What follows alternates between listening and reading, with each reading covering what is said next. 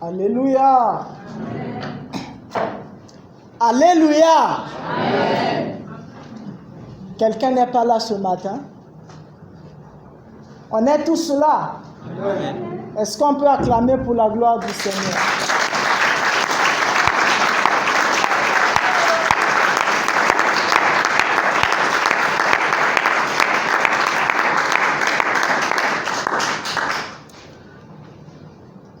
Dieu merci pour ce matin, lui qui nous a emmenés tous là. Je crois et j'espère que chacun de nous croit aussi qu'il a un message à délivrer pour chacun de nous. Si tu ne crois pas, c'est ton problème. Moi, je crois qu'il m'a emmené aujourd'hui parce qu'il a un message à me donner. Alléluia. Alléluia. Amen. Je sais que le peuple tunisien est en train de passer au scrutin pour voter le président de la République. Et nous sommes là, nous avons pris du moment pour prier pour cela, pour que la volonté du Seigneur seule soit accomplie, pour que nous puissions continuer à nous retrouver ici à tout moment, selon la volonté du Seigneur. Je nous encourage à aller avec cette attitude de prière. Quand tu pries, ne prie pas seulement pour les internationaux dans ce pays. Ne prie pas seulement pour ton pays ou le pays voisin de chez toi, mais prie aussi pour le pays où nous sommes, la Tunisie. Prie pour le peuple tunisien, pour que le Seigneur se révèle aussi à ce peuple. Alléluia. Le message aujourd'hui, nous allons parler du privilège d'être chrétien. Le privilège d'être chrétien. Est-ce que quelqu'un croit que être chrétien est un privilège? Qui ne croit pas? Est-ce que quelqu'un croit que être chrétien est un privilège? Amen. Il y en a qui ne croient pas. Quand on demande qui ne croit pas, ils se taisent. Quand on dit qui croit, ils se taisent. Ah, ils parlent avec le silence. Gloire à Dieu. Gloire à Dieu. Bien-aimés, nous allons voir le privilège d'être chrétien. Donc, dans cette phrase, on a le privilège, on a être chrétien. Donc, c'est quoi un privilège et c'est quoi être chrétien? Parce que quand on dit le privilège d'être chrétien, on peut citer comment les chrétiens sont privilégiés. Et on saute ensemble, on danse ensemble, on transpire. Et quand on rentre à la maison, on se rend compte que malgré qu'on a cité tout ce qui est privilège pour des chrétiens, mais toi, tu ne profites pas, tu ne vois pas ça dans ta vie.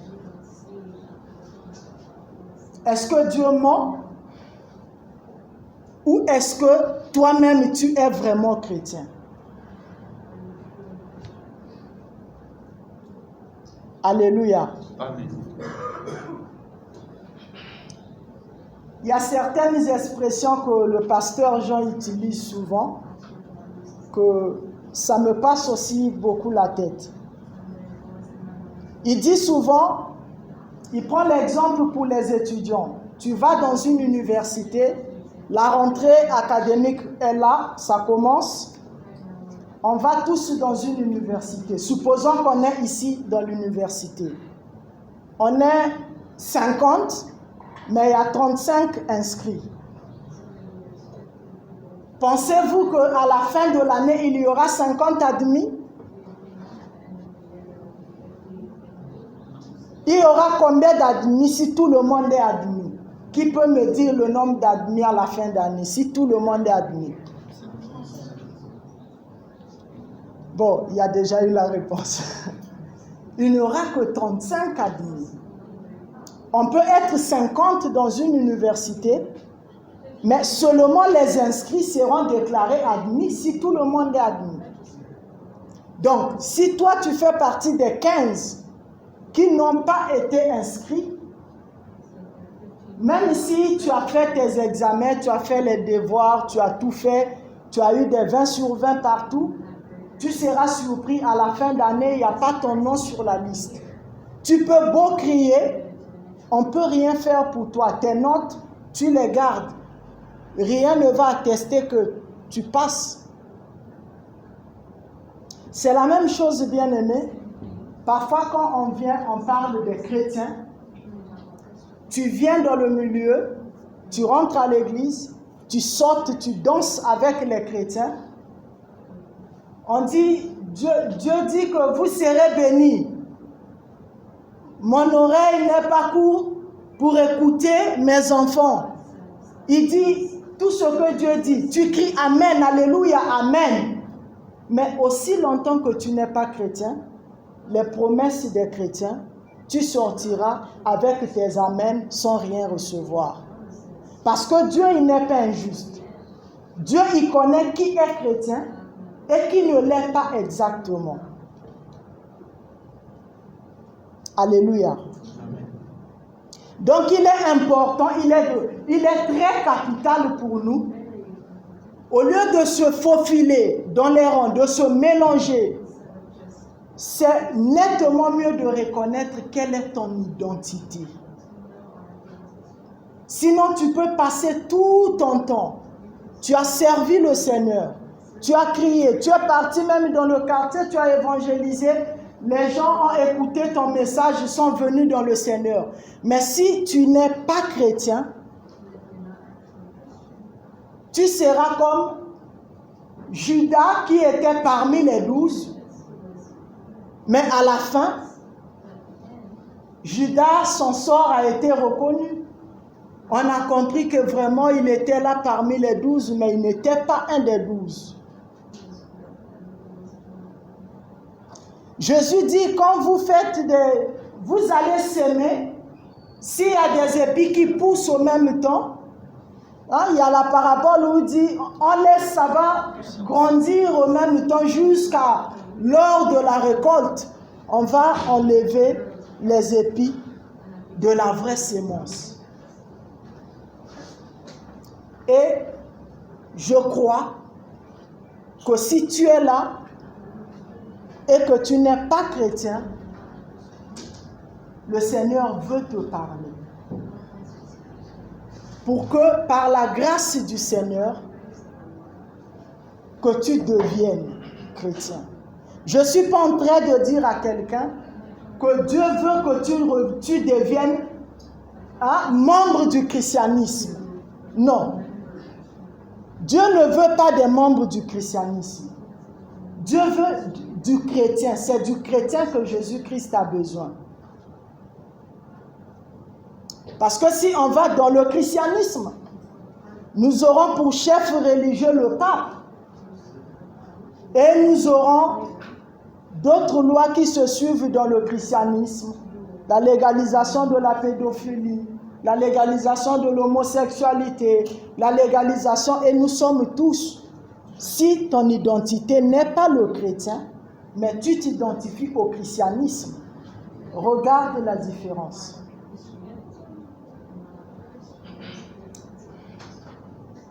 Quand les gens parlent, mais le christianisme, je dis toujours, le christianisme n'est pas, le mot chrétien n'est pas dérivé du christianisme. Le mot chrétien existe dans la Bible, dans Actes des Apôtres.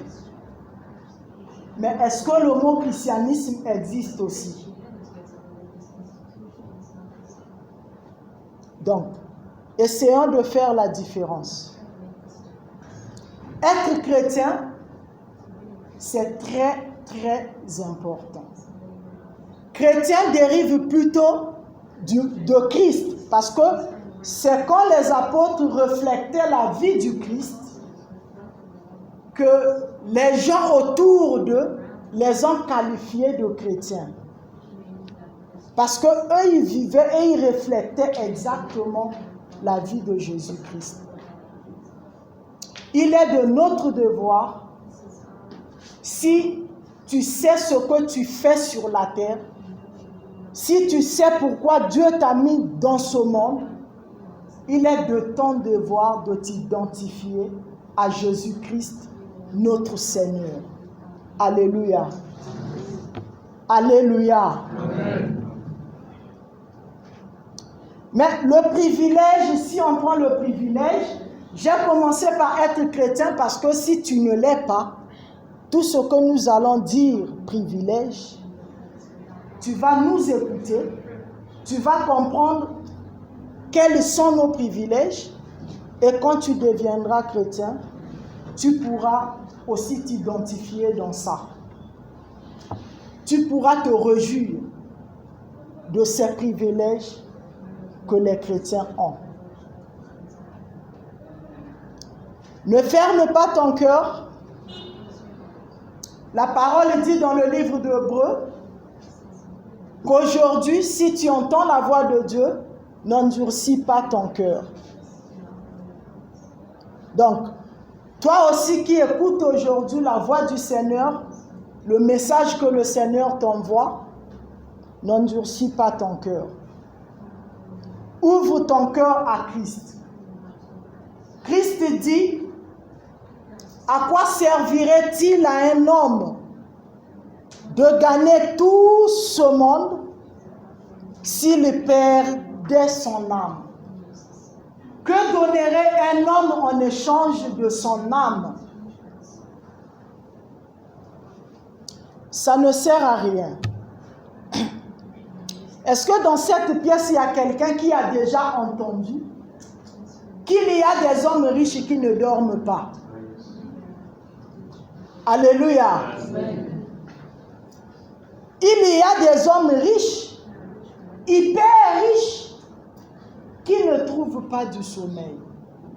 Ils n'arrivent pas à fermer l'œil. Quand ils ferment l'œil, ils sursautent. Il y a des hommes riches qui sont dans beaucoup de problèmes que toi et moi, nous n'en avions même pas.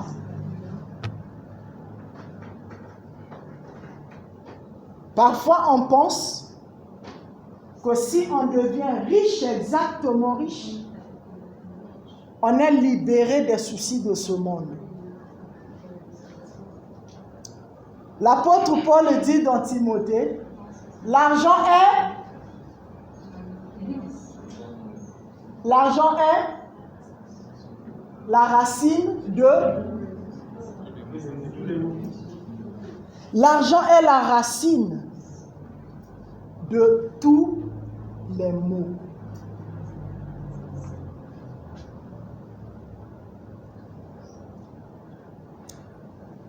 Bien-aimé, je ne suis pas en train de dire que être riche, c'est mauvais.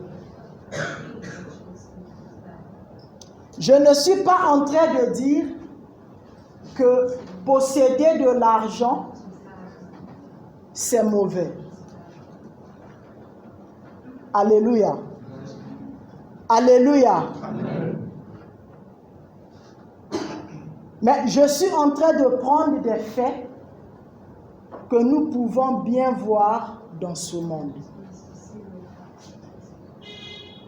Donc, il ne faut pas estimer avoir les richesses, parce qu'avec l'argent, tu peux acheter, aujourd'hui on peut acheter les hommes, hein, aujourd'hui.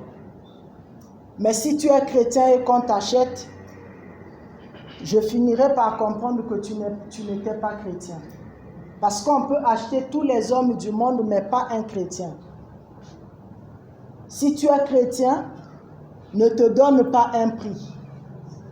Même si on te propose toutes les richesses du monde, tu vaux mieux que ça parce que Dieu est mort pour toi. Tu vaux la vie de Dieu. Alléluia. En tant que chrétien, tu vaux, ta valeur est la vie de Dieu. Donc Dieu, il a donné sa vie pour que toi, tu aies la vie au retour. Donc, si tu te dis chrétien et tu vas te donner un prix, c'est grave. C'est grave. C'est une façon, je ne sais pas si je peux dire d'insulter Dieu, mais c'est très grave. Parce que tu ne peux pas résumer Dieu, qui est le maître de tout, à un prix. Alléluia. Alléluia. Bien-aimés, c'est très, très important que nous puissions comprendre. C'est des petites choses de notre vie chrétienne que parfois nous passons à côté. Et quand nous marchons, nous nous identifions à Romains chapitre 2, verset 24, que c'est à cause de vous que le monde insulte le nom de Dieu. Parce que les actes, en négligeant des petites choses qui contribuent à la marche chrétienne, nous faisons insulter le nom de Dieu par les gens qui nous regardent. Celui-ci est la fille de Dieu, celle-ci est la fille de Dieu, celui-ci est le fils de Dieu, mais regarde comment il fait. Et le nom de Dieu est insulté par toi, malheureusement. Être chrétien, c'est se conformer à la vie de Christ.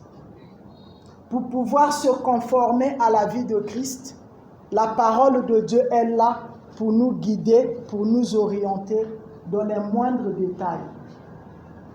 Dieu ne s'occupe pas seulement du fait que nous soyons au ciel. Dieu veut d'abord que nous ayons le royaume, mais il pense aussi à nous parce qu'il nous a créés. La Bible n'a pas dit que Dieu habite l'esprit de l'homme. Est-ce que c'est ce que la Bible a dit? Quoi dans l'homme est le temple de Dieu? Le corps. Le corps de l'homme est le temple de Dieu. Donc, si tu t'identifies à Christ, tu dois comprendre que toi, tu appartiens à Christ. C'est ton corps qui appartient à Christ. Tout toi, tu appartiens à Christ. Amen. Amen. Amen. Nous allons prendre le livre de 1 Pierre chapitre 2, verset 9.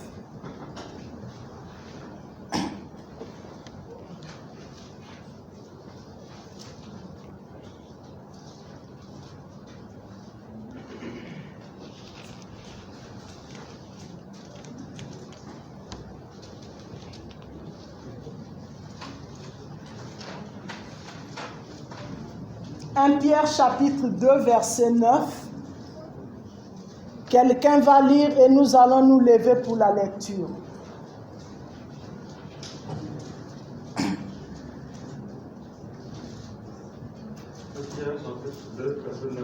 Levons-nous pour la lecture. Le Seigneur s'est délivré de l'épreuve, les hommes que réservaient les injustes. 1 Pierre 2, verset 9. Vous, au contraire, vous êtes une race élue, un sacerdoce royal, une nation sainte, un peuple acquis, afin que vous annonciez les vertus de celui qui vous a appelé des ténèbres à son admirable lumière. Amen. Prenons place.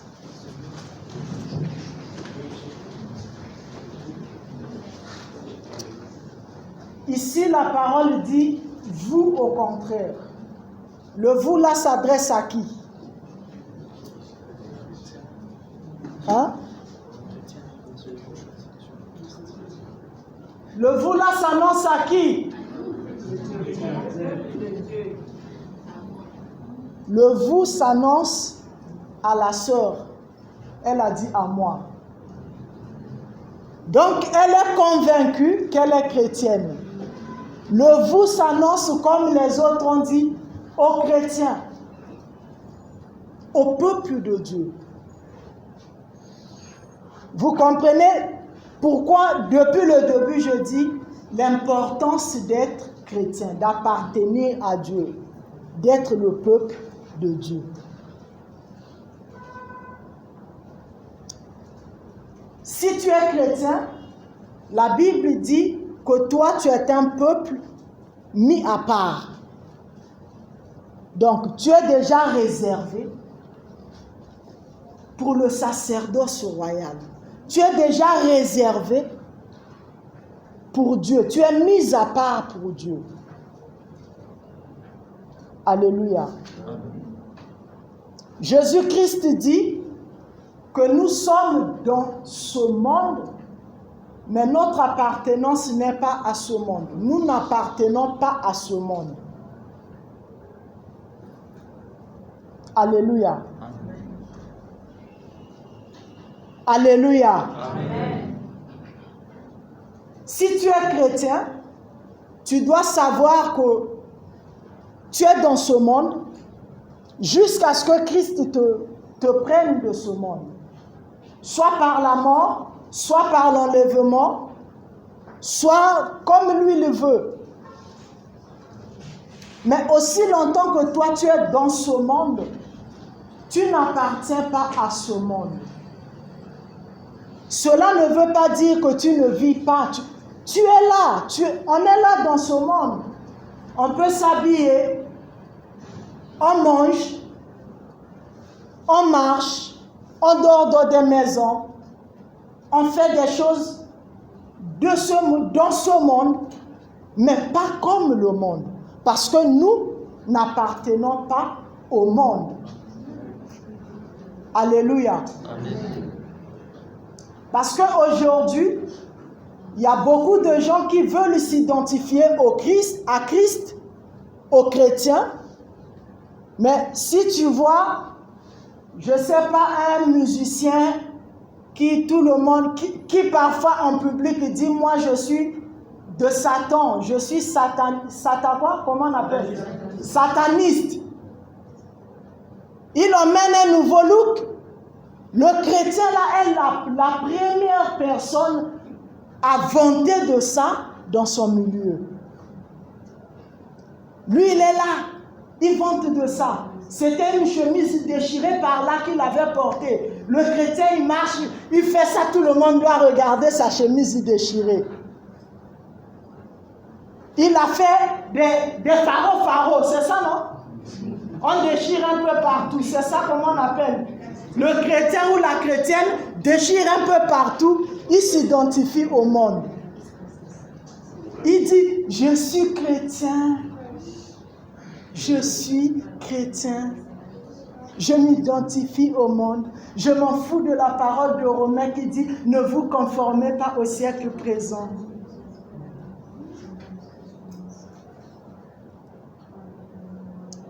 Bien-aimés, appartenir à Christ, il faut seulement lire sa parole. Demander son aide. Rien qu'on peut voir dans le monde qui n'est dit dans ce livre. Tout est là. Quand quelque chose arrive, un chrétien, avant de t'identifier, même pas avant, ne t'identifie pas à la chose. On s'identifie à Christ, pas à des choses. Amen. Alléluia. Il y a, je ne sais pas, un boxeur de renommée satanique qui, quand il fait ses apparitions, il laisse un peu des cheveux ici, il laisse ici, il fait je ne sais pas comment. Toi, frère en Christ, tu t'identifies, tu laisses un peu des cheveux ici et là-bas, tout le monde voit le quartier de renommée satanique sur le frère. Pareil aux sœurs. Une femme là-bas, je ne sais pas, de renommée satanique, fait tout ce qu'elle veut avec sa tête. Quand toi tu regardes, waouh, c'est plus beau que le sang de Jésus. Mais si ce n'est pas ce que tu dis, pourquoi tu copies? Tu t'identifies à elle au lieu de t'identifier à Christ. Et quand on se mélange, on se faufile dans les rangs des chrétiens, on dit oui, je suis un peuple mis à part pour le sacerdoce royal. Non, tu es en train de crier, d'accompagner les gens qui sont mis à part. Parce que toi, au lieu de t'identifier à Christ, tu t'es identifié à la personne de renommée satanique.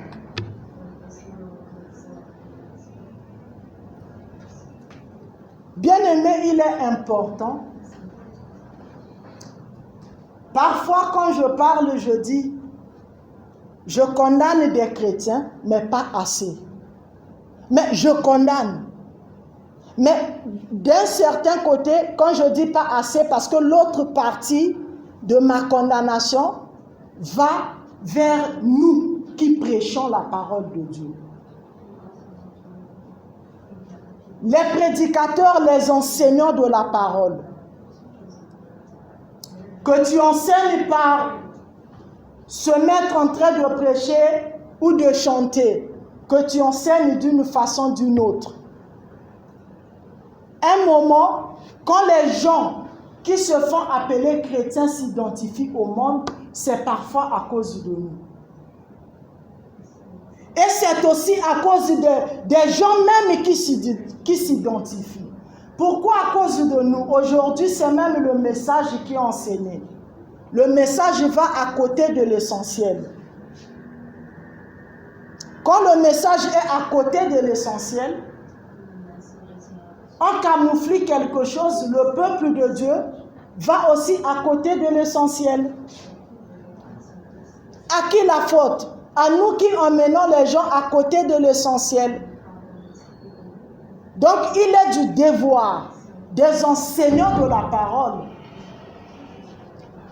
de ramener le peuple sur l'unique chemin qui est Jésus-Christ. Alléluia. À côté de Jésus-Christ, il n'y a pas un chemin éclairé. Si tu es en Jésus, d'accord, si tu es déjà à côté, ce n'est plus Jésus, tu es à côté. Tu n'es pas en Jésus, tu es à côté. Il y a même une expression française qui dit « il a tapé à côté ». Taper à côté, est-ce que ça veut dire que tu as réussi? Tu as raté. Alléluia. Nous devons comprendre la parole. Et quand je dis aussi que nous-mêmes, nous sommes responsables de notre égarement, parce que arrêtons seulement de dire le prédicateur m'a enseigné un enseignement faux. C'est ta faute. Osée 4:6 dit quoi? Mon peuple périt, faute de connaissance. La connaissance, ce n'est pas moi qui t'enseigne la parole. La connaissance, ce n'est pas mon collègue qui t'enseigne la parole. La connaissance, ce n'est pas la soeur, le frère qui te chante, qui te transmet la parole par les chansons. La connaissance, c'est Jésus-Christ, dans sa parole. La parole dit, il y a une ville où quand les apôtres arrivaient, quand ils enseignaient, les chrétiens de cette ville, chacun était devant sa Bible. Quand l'apôtre dit, recherchez la paix avec tous et la sanctification sans laquelle personne ne verra Dieu. Il donne la référence. Ils vont chercher. Est-ce que ce qu'il a dit est vraiment ici? Si ce n'est pas ici, c'est un menteur. Il cherche. Donc, par contre, nous, quelqu'un peut venir. Il nous dit, l'onction est descendue, l'onction est descendue, courez manger de l'herbe. On court, on mange de l'herbe. On n'a pas pris le temps de regarder où est-ce que la Bible dit que quand l'onction descend, les êtres humains doivent manger de l'herbe. Alléluia. Nous voyons que nous-mêmes, nous sommes en partie ou encore totalement responsables de notre égarement. Quand on s'égare, quand on quitte le lot du chrétien, tout ce qui est privilège réservé, ce n'est pas pour nous.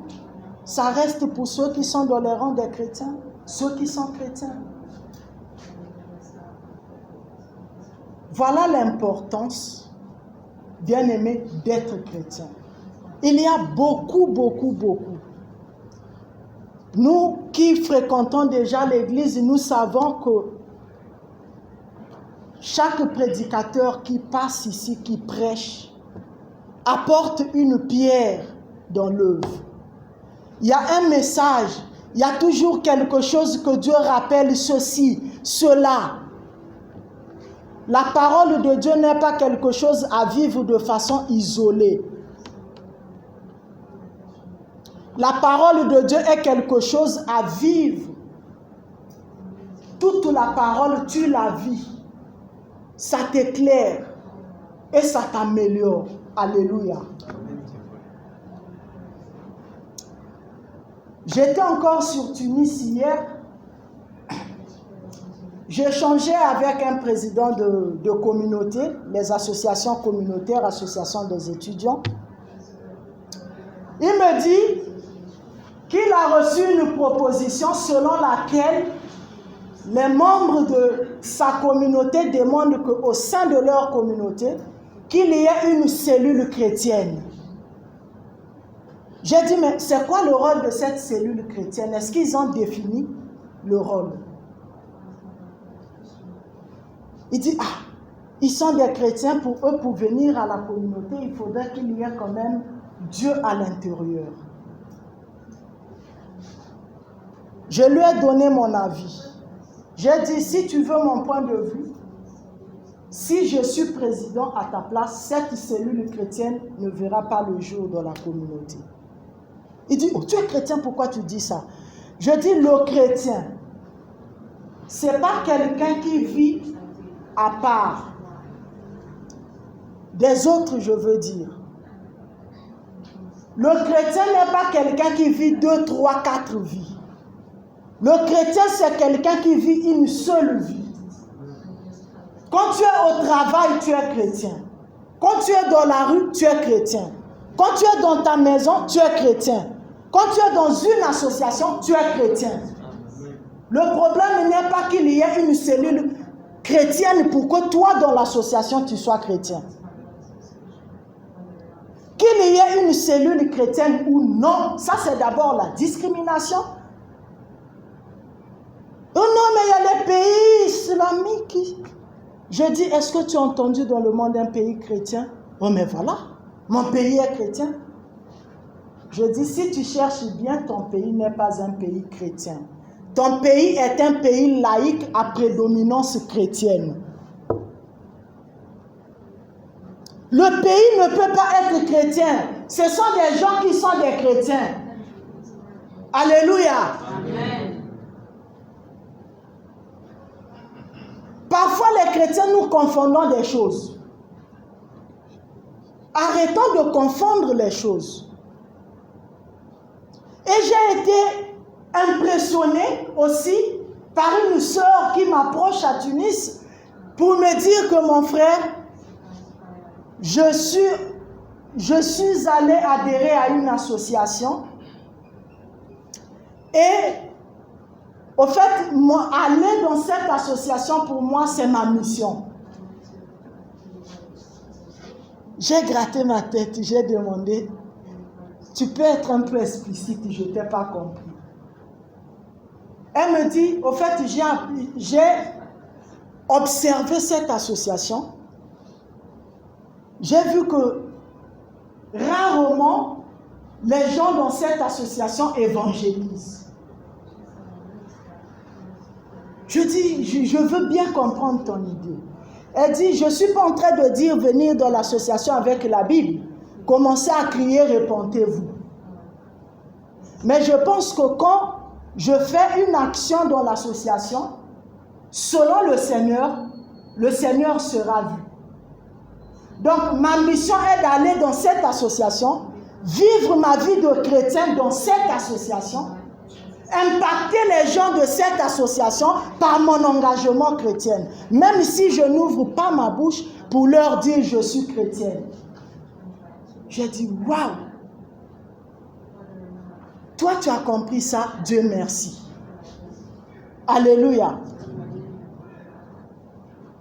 Et j'ai dit que si tu sens que tu n'es pas encore mûr en tant que chrétien, ne va pas te faire appartenir dans un groupe de non-chrétiens. Sinon, au lieu que toi tu attires, tu seras attiré plus bas. Et tu vas à nouveau te perdre. Mais si tu te sens mûr et tu sens que c'est l'appel que Christ te donne, d'aller rester comme l'apôtre Paul, comme Jésus lui-même sur la terre est parti manger dans la maison des païens, même quand le monde critiquait, les chrétiens critiquaient, les gens disaient, mais comment ça le Seigneur, le Christ, va manger dans la maison des gens de mauvaise vie?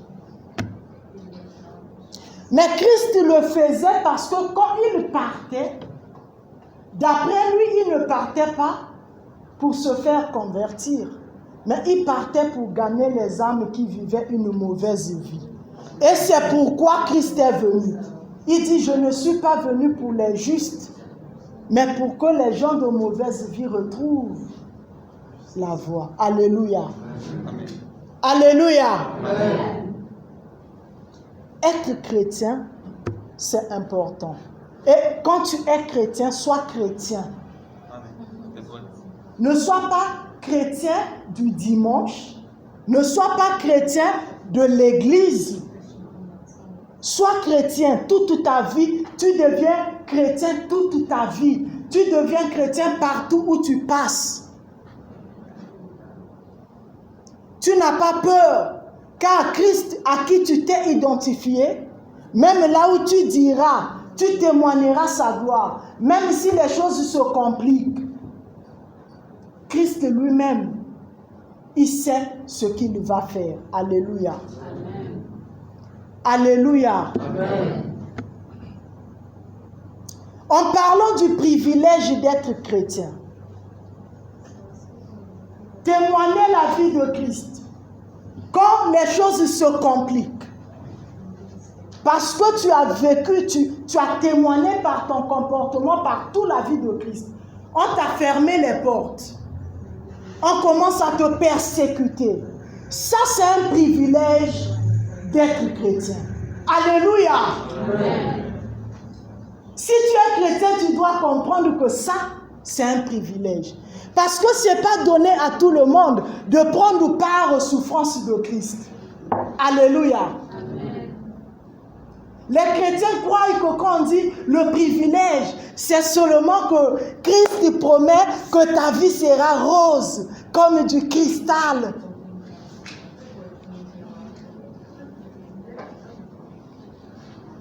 Non. Prendre part aux souffrances du Christ, de Christ.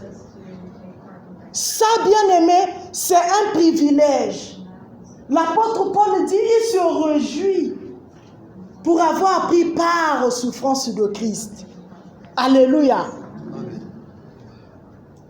Avant la mort de l'apôtre Paul, il se retrouve avec des prophètes, avec les autres disciples et les chrétiens en train de prier. Pendant la prière, Dieu, par l'Esprit de Dieu, les prophètes se sont mis à prophétiser. Parce que Paul voulait aller à Rome. Dieu dit par des prophètes, si tu vas à Rome, tu vas mourir. À Rome, tu vas mourir. À la fin, ils vont dire à l'apôtre, ne va pas à Rome, sinon tu vas mourir. Mais Paul, qui savait que mourir pour Christ était un privilège, il a dit que Christ m'a appelé à Rome. Christ vous a annoncé qu'il m'a appelé pour mourir à Rome. Alléluia. Et il est parti mourir à Rome pour Christ. Il ne pouvait pas rater ce privilège qui lui a été donné. Aujourd'hui là, si Dieu te dit tu vas mourir à cause de moi, tu penses vraiment que tu iras là-bas? Tu vas faire 3000 détours pour éviter d'arriver là où Christ t'envoie. Mais tout ça ne sert à rien parce que tu vas faire 10 000 détours, tes 10 000 détours vont t'emmener là où Christ t'envoie. Jonas, s'il a pris le bateau, il va, Dieu le maître des eaux, il agite la mer. On va jeter Jonas, le poisson va le vomir à Ninive. Oh, je suis à Ninive.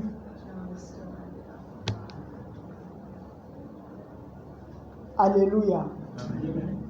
Si Dieu fait ça pour toi, c'est que Dieu t'aime fort. C'est que tu es l'homme selon le cœur de Dieu. Parce que tu pouvais prendre tes détours et Dieu te laisse, comme Jésus dit, même si personne ne m'acclame, ne m'adore, il peut transformer les pierres pour que les pierres le fassent.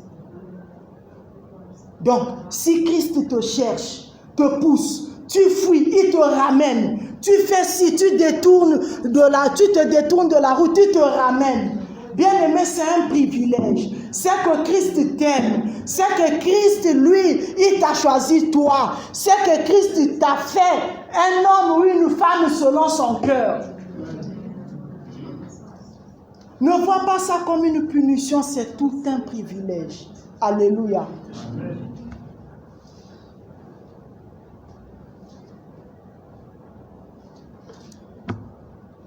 Dieu, il est Dieu.